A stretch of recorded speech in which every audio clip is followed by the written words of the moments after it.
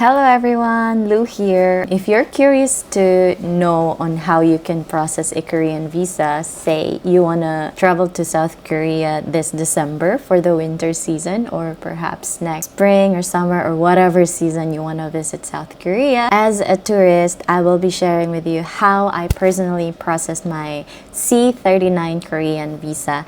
And just take note, I was traveling with my Korean partner. There might be some differences when it comes to the requirements. There's just some additional requirements if you are perhaps traveling with a Korean citizen and if you're invited to South Korea. Number one, of course, are the needed requirements for tourist visa. And then second is where you can process it. So I live in Cebu City, so I process it in Cebu City as well. Third is how you can fill out the visa application form, and then the fees and the processing time. Just a disclaimer, all of these that I will be sharing are actually just based on my own experience on how I processed mine. So for the requirements, what you will be needing is a photocopy of the passport bio page. Another one is you have to get your passport photo and be sure to get a Korean visa specifically. And then third is you will need your original passport. Say for example, you want to get a multiple entry visa or whatever request you want, or just to make your visa application strong, you can actually give a cover letter as well. So you state there why you want a multiple visa or why you're traveling to South Korea or stuff like that. And the next is, of course, you'll be needing the application form. And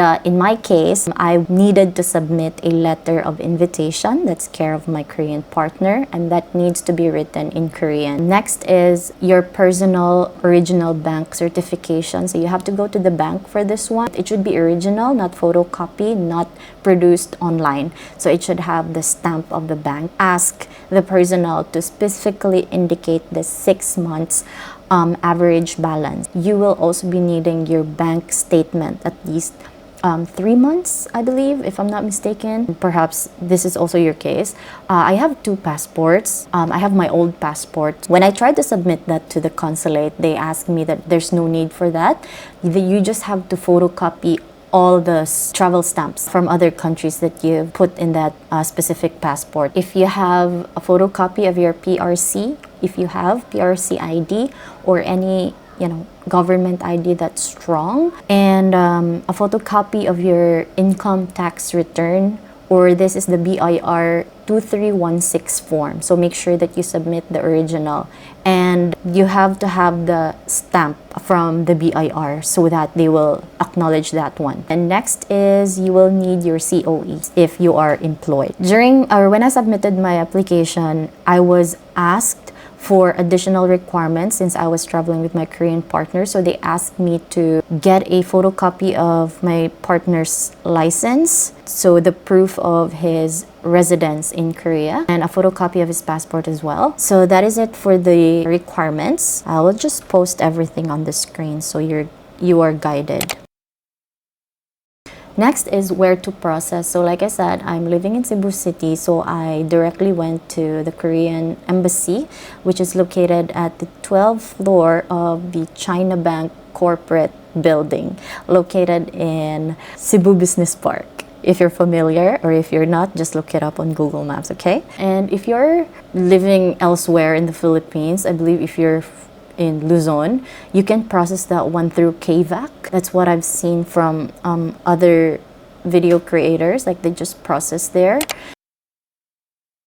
The fees. So apparently, when I look up on Google, it says that there is a 1.6K visa fee.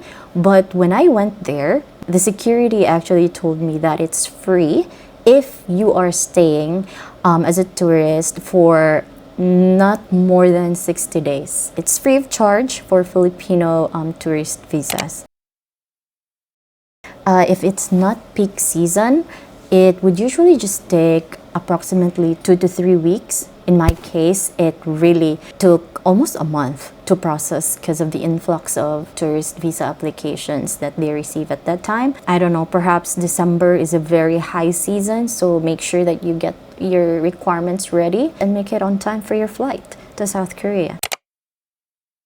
So as you can see on the screen, I will highlight there the blanks that you need to fill out. And by the way, before I continue, you have to write everything in capital letters. If possible, make it big. Number one, your personal details. First, you have to input your family name, and then on the right side, you have to put your first name. So there is no middle name. I believe 1.2 is like a Chinese name. Since I don't have a Chinese name, so I just leave that blank. And you're gonna do that for all the items that does not apply to you. Just leave it blank or put NA. Moving on to 1.3, your sex or your gender. So just tick the box. In my case, I tick female. If you're male, tick male. And then 1.4, date of birth. So you have to write it starting with your year of birth, the month, and then the date. And then 1.5 is your nationality.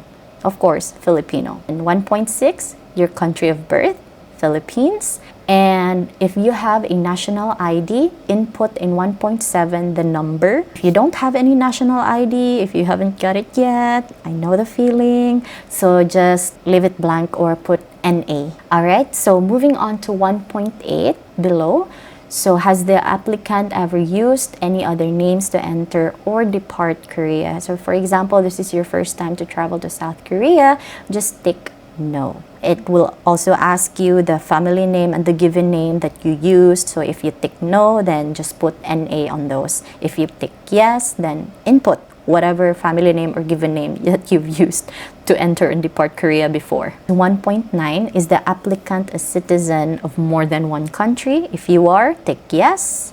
If you're not, then tick no. So below it says, if yes, please write the countries. I tick no in my case, so I put just NA. Number 2, the details of visa application. 2.1, it asks you the period of stay that you intend to be in South Korea. So in my case, I just applied for a short term, less than 90 days. 2.2, status of stay. You have to input here the type of visa, which is for tourists, it's C-3-9 tourist. Alright, and then below, that's for official use, so you don't have to fill out any of that one. Now moving on to page 2. Number 3 are your passport information. So make sure that you have your passport ready with you. What is your passport type? Tick regular if you're just a regular citizen. And then 3.2, input your passport number. 3.3, your country of passport, Philippines of course.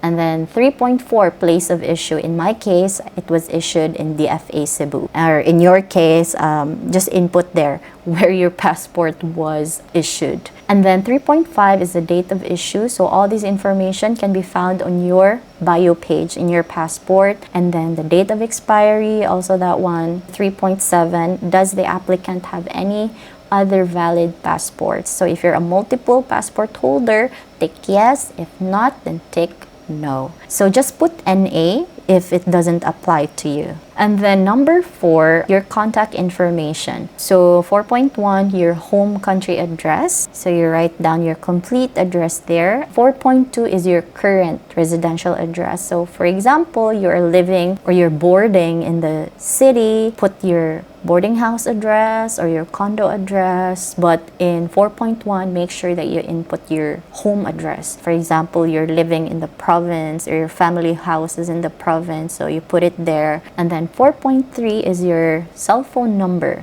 And then 4.4 is your active email. And then 4.5 is emergency contact number. So whoever is your emergency contact, you input their name, their telephone number or cell phone number, their country of residence, and of course your relationship. Number 5 is your marital status and family details. So in my case, since I am not married yet, I tick the single box. If you're married, tick married. If you're divorced, tick divorced. If you're married, for example, you input your spouse's personal information below, but if you're single, then just put NA. And moving on to 5.3, does the applicant have children? In my case, no. If you have kids, you tick yes, and then you indicate in the number of children, that you have. It's pretty straightforward, you know. Next is number 6, your education. So 6.1 is what is the highest degree or level of education. So in my case, I finished a bachelor's degree, so I tick on that. If you finish master's doctoral degree, you tick on that. Whatever applies to you, you tick on that. And then 6.2 is the name of your school. 6.3 is the address of your school. All right, now moving on to page 3, we are now on number 7, so that is your employment status. Since at the time of the application I was still employed, of course I tick the box employed, but there are also other options there. So if you're a businessman, you tick entrepreneur, or if you are a digital nomad, so you tick self-employed, anything that applies to you. So 7.2 is your employment details, so you input here the name of your company, your position, the address of your company, and if available, or if you know, telephone number or contact number of your HR. And then moving on to number 8, details of visit. So since we're talking about C39 tourist visa, of course we're gonna tick on tourist or transit. 8.2 is your intended period of stay. So in my case, I intended to stay 5 days, so I just inputted there 5 days. And then your intended date of entry, you should put it there. 8.4, this is address in Korea including hotel. So if you already have a hotel in mind, or if you've already booked a hotel, make sure that you put the address there. 8.5 is the contact number in Korea. And then 8.6 is has the applicant traveled to Korea in the last 5 years? In my case, no, this is my first time. And then just type NA below. 8.7, has the applicant traveled outside his or her country of residence excluding Korea in the last 5 years? If you forgot, just scan through your passport, and then if you have traveled internationally, just tick yes. If no, then tick no. If yes, then you have to indicate all the countries that you visited in the last 5 years. And then your purpose of visit, usually it's just tourism, so you just put there tourism, and then the period of stay. Make sure that the format of the date is correct. All throughout this Korean application form, it should be year, month, date. Don't forget. Okay, now moving on to page 4. That's 8.8. So does the applicant have any family members staying in Korea? I don't have. My Korean partner does, but I don't have. So I put NA in all of that. And 8.9, is the applicant traveling to Korea with any family members? I tick no, because even though I am traveling with my Korean partner, we are not yet married, so I cannot say that we are family members yet. So I put NA as well. Number 9 is details of invitation. So this is where you and I are gonna have a bit of differences when it comes to this application, because like I said, I was traveling with my Korean partner, so I have to input all the information about him in this specific part of the application form. However, if you're just, a Filipino traveling there with friends or family or individual solo, you don't have to input anything. So for the benefit of those who also will be traveling with a Korean partner or their Korean boyfriend, I will be sharing to you what I inputted here. 9.1 is there anyone inviting the applicant for the visa? In my case, yes. Or in your case, it could also be yes. So you tick yes. And then input the name of the person that is inviting you. Or if you're invited by a company, you input there the name of the company as well. And then date of birth of the individual who is inviting you to Korea. Or if it's a company, you have to input there the business registration number. And then relationship to the applicant. So in my case, I just inputted their live-in partner. And then my address. This address should be the address in Cebu City or in Philippines. Here we put our city address, and then the phone number. If he has a Korean phone number, then it's better. If no one is inviting you, then just tick no and then move on to number 10. So number 10 is the funding details. Now this is very crucial because, as we all know, traveling internationally requires you some monetary capacity, especially if you're intending to stay there for a week or more. 10.1, estimated travel costs in US dollars. So my estimation for staying for 5 days, as I've indicated here would be around $900, or that would be 50K in pesos. 10.2, who will be paying for the applicant's travel related expenses?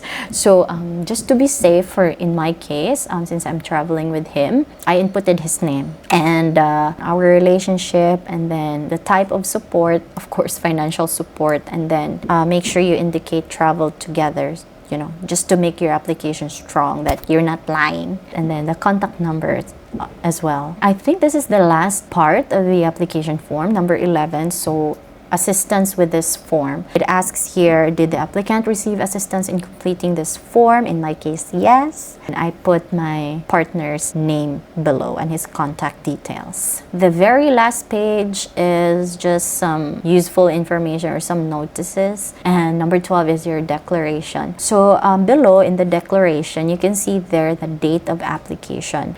And then after that one, you input your name and of course your signature. After reviewing your application for several times, print it out, and then affix your signature down there if you don't have a digital signature. After you have the application form and the other tourist visa requirements, you will then go to this link that I will be posting, and that is the Korea Visa Portal. That is where you will be getting a date to process your visa application. Okay, now say for example you've already collected all your visa requirements and already filled out the application form. Now head to this website below. So as you can see on the screen, this is actually where you will be getting a confirmation date for when you will visit the Korean embassy. That is how the website will look like at first glance. So you have to scroll down, and then you can see this blue rectangle box that says make a reservation. So you click on that one, and then if there's a pop-out message, just click OK. There will be another pop-out screen that would say email or SMS login. First is select your authentication. So if you're more comfortable authenticating it through email, you click on that. If through SMS, then you click on that. Personally, I would recommend that you just click on email, and then you type in your full name. So for example, and make sure that you include your middle name this time, and then your email address. Then in the drop down box, since we are Filipinos here, look for Philippines, and then type in your phone number. And then there is a CAPTCHA below, so you just have to type that. Head now to your email address. So on your email, click on the updates tab, and then there will be an authentication number that will be sent to you. So you copy paste that one, and then you paste it there. Okay, so now once you've already logged in, you can see on your screen the reservation to visit a diplomatic mission. So you are now on step 2. So what you will do here is, of course, you will select your region. So in our case, since we are in Asia, so we put South Asia and the Pacific. So you click on that one, and then your nation, the Philippines. And then select a consulate general. In my case, I'm processing in Cebu, so I click on Cebu Office of Embassy of the Republic of Korea. Okay, so you will see there a pop-out message. You have to read through on that one because that is very important. There is a specific time slot for accredited travel agencies, for family of Korean, for tourists, if you're an individual processing your own visa application, and seasonal workers. So for you and I, who are gonna be processing the Korean visa individually, so our time slot would have to start from 10 a.m. After that one, you have to scroll down until you see the next button. And then here, finally, you can select the date and time of your visit. In the drop down, you have to select individual applicants for tourism. And you can see there actually a legend for the dates that are unavailable, available, complete, or selected. As you can see on the screen for December, it's all red already. So that means these time slots are already taken. So what I did is I waited Tuesday, because that is the time when the consulate would update the schedule. So as you can see here, the other dates of December are still unavailable. So it is all in gray color. If you wait until Tuesday, I'm making this video Wednesday, wait until next week or the following Tuesday of whenever you are accessing this website, and you will actually see more blue available dates. Once you have selected your date, then you can click next. But for this example, I'm not able to select a date, but you can see here you are guided with the steps above. So we are now on the reservation details. So you will just input your personal detail, like your name, I believe your passport number as well, and stuff like that, and the type of visa that you'll be applying for. And then after the reservation details, you're already complete. So once you're completed, you have to check on your email address again, because the embassy will send an update to that one. So yeah, that is how you process Korean visa.